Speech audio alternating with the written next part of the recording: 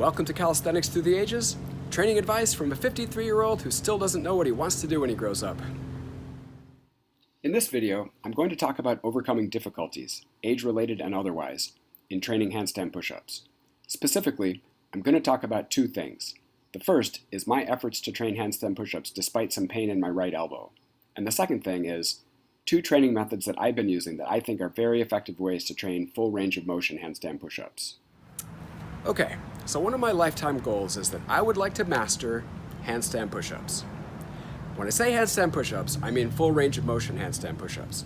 Hands coming down to about the level of the shoulders like this, so on bars or on a wall or something, like doing a military press. And when I say master, I just mean I would like to be able to do 5 handstand push-ups on an average workout day. Not my best day, but like just a run-of-the-mill average workout day.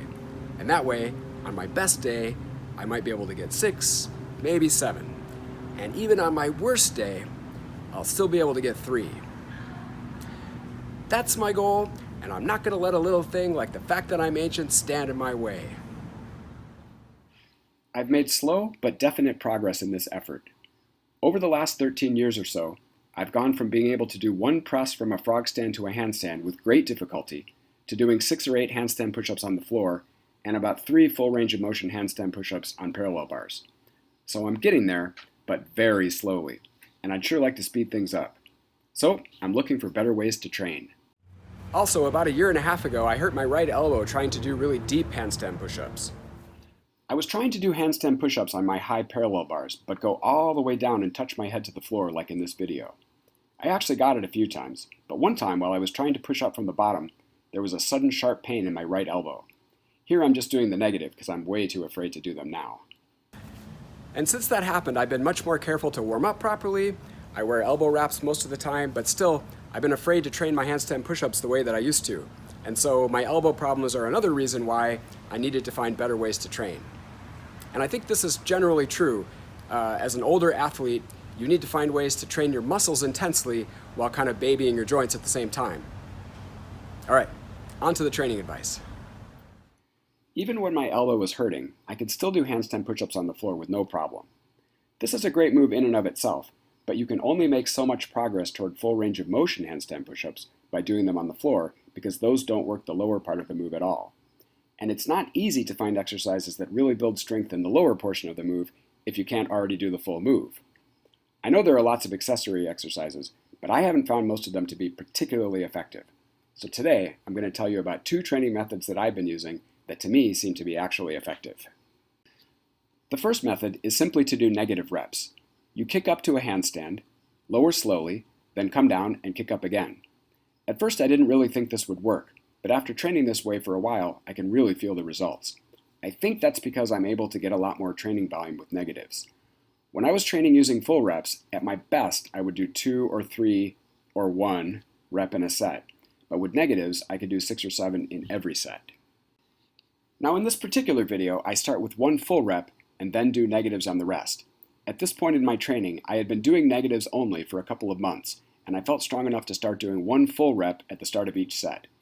It feels to me like my elbow problem only becomes dangerous when I'm really struggling, like trying to get that last rep. So I want to avoid that. I'm trying to only do a full rep when there's absolutely no doubt that I'll make it. My plan is to add full reps slowly as I get stronger. I may also start to do more of a Frenchy style on the negatives, stopping and holding at 2 or 3 points on the descent. So for example, when I can do 1 full rep plus 6 Frenchy style negatives, then I might add a second full rep, something like that. As a kind of side benefit, my kick-ups and jumps to handstand on the bars have gotten a lot more solid. I try hard to force myself to actually balance the handstand before I start going down and to really control the descent. You want to make sure that it's under control because you don't want to risk falling when you're near the bottom. I never thought that negatives would be a good way to train this kind of thing because it seems so sketchy to kick up to a handstand over and over again when you're tired. But it works surprisingly well, and I actually fall a lot less often doing sets of negatives than when I do full reps. And, credit where credit's due, I didn't come up with this myself. I think that I got this idea from Fitnessfaqs. I don't remember exactly which video it was. I think he talks about training using negative reps in several videos. If you're watching this, You probably already know about Fitnessfaqs. In my opinion, it's one of the best calisthenics training channels out there. I'll put a link in the description for anybody that's not familiar with it. And now the second method. I figured out a good way to add weight to this exercise here. I'm not sure what to call the exercise. Elevated advanced pike push-ups? L-bar push-ups? Only do when your wife's not home push-ups? Well, whatever you call them, after a few false starts, I finally figured out a good way to add weight to them. A weighted vest just doesn't work very well. At least I could never get it to work. It slides down and falls on your head. And I had similar problems with other things that I tried. I always wound up with weights in my face. So if you think about it, if it just attaches around your waist or around your body, it can't really work all that well unless you cinched it so tight that you couldn't even breathe or something. So I'm thinking about it and I'm trying to imagine what it would look like, and I think you'd have to attach it around your legs to prevent it from falling this way. And I'm practically inventing it in my head when all of a sudden I realize, wait a minute, I already have something like that. So here it is. It's a safety rig that I use for tree trimming. Feel kind of stupid. I've had it for like 10 years. I've used it many times. I don't know why I didn't think of it sooner. Anyway, it belts around the waist. It straps around each leg so it can't move in any direction. It has this steel ring right here that you can attach a carabiner to, and it can hold like 20,000 pounds. So it's even strong enough for me. And here it is in action. You have to be a little careful with the weight when you're getting into position and getting back down. And you also have to be careful not to do the push-ups too fast, because the weights will bash into your face. But aside from that, it works great.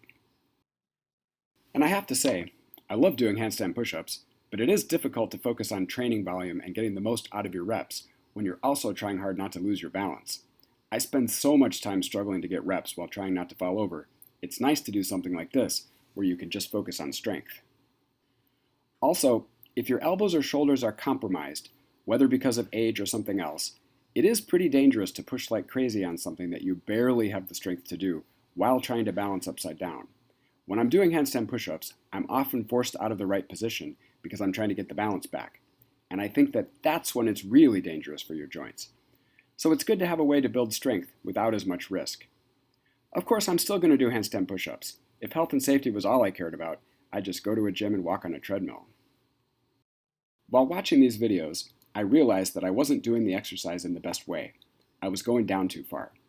I just want to train the part that I'm actually going to use in handstand push-ups. Plus, I really don't want to go down too far, since that's how I hurt my elbow in the first place.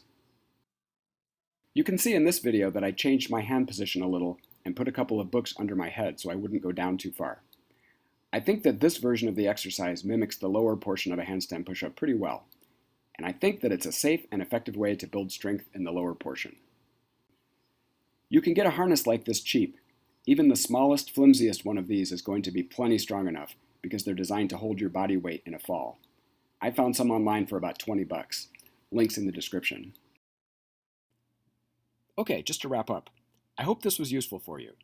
I realize that not everyone is going to be at a stage of training where they're going to benefit from these exact exercises. However, I think that there are a couple of general principles here that can apply to everyone. The first thing is that if you're older, or you're young but you feel that you might become older someday, and you're concerned about longevity, a very good idea is to go hard on the muscles but easy on the joints whenever possible. Kind of the opposite, for example, of CrossFit-style pull-ups. Those things are easy on the muscles, hard on the joints. Just what you should not be doing if you still want to be doing it when you're my age. But I digress. The second thing is that when you're training calisthenics, sometimes a certain amount of creativity is necessary.